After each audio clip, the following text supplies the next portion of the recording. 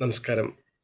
July 25, 2026 Indian രാഷ്ട്രീയ ചരിത്രത്തിലെ ഏറ്റവും പ്രാധാന്യമേറിയ ഒരു ദിവസം.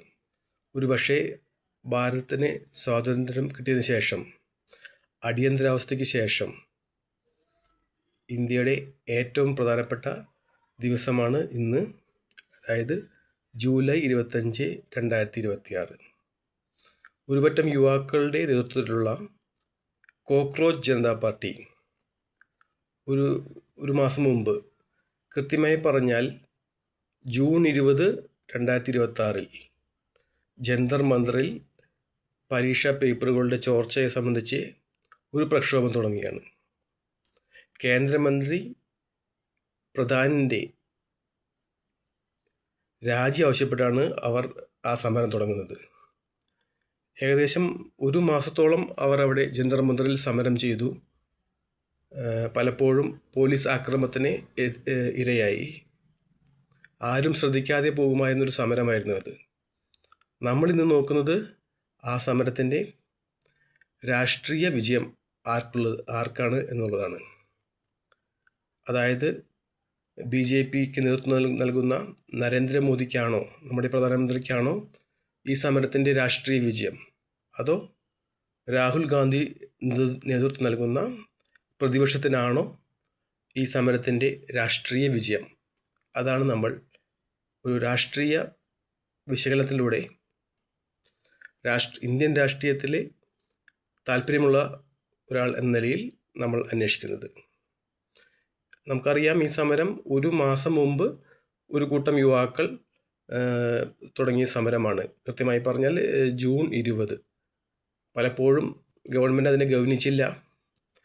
അതിനെ ഡൽഹി പോലീസിനെ ഉപയോഗിച്ച് അതിനെ ആട്ടിയോടിക്കാൻ ശ്രമിച്ചു. പിന്നെ എപ്പോഴാണ് ഈ സമരം ശ്രദ്ധിക്കപ്പെടുന്നത്? കൃത്യം ജൂലൈ 21, ഒരു 4 ദിവസം മുമ്പ്, രാഹുൽ ഗാന്ധി പ്രതിപക്ഷ നേതാവ് നമ്മുടെ നരേന്ദ്രമോദിയുടെ വസതിക്ക് മുമ്പിൽ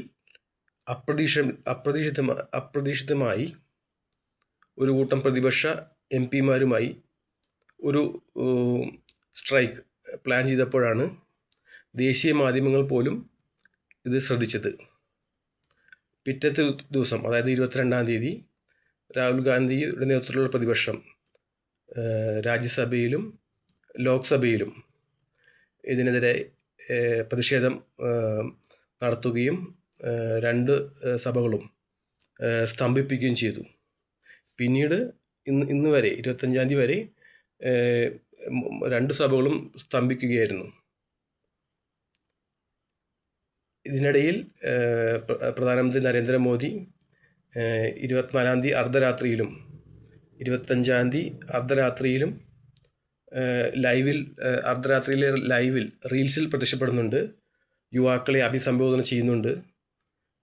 യുവാക്കൾക്ക് പൂർണ്ണ പിന്തുണ പ്രഖ്യാപിക്കുന്നുണ്ട്. പക്ഷേ ഈ 2 ദിവസങ്ങളിലും അദ്ദേഹം വിദ്യാഭ്യാസ മന്ത്രി പ്രധാൻ്റെ രാജിയെക്കുറിച്ച് ഒരു അക്ഷരം മിണ്ടുന്നില്ല. പക്ഷേ ഇന്ന് ഉച്ചയ്ക്ക് 2:30 ആകുമ്പോൾ പ്രധാൻ്റെ രാജി പെട്ടെന്ന് പ്രധാൻ തന്നെ രാജി പ്രഖ്യാപിക്കുകയാണ്. പ്രധാനമന്ത്രി അതിൽ സ്വീകരിക്കുകയാണ്.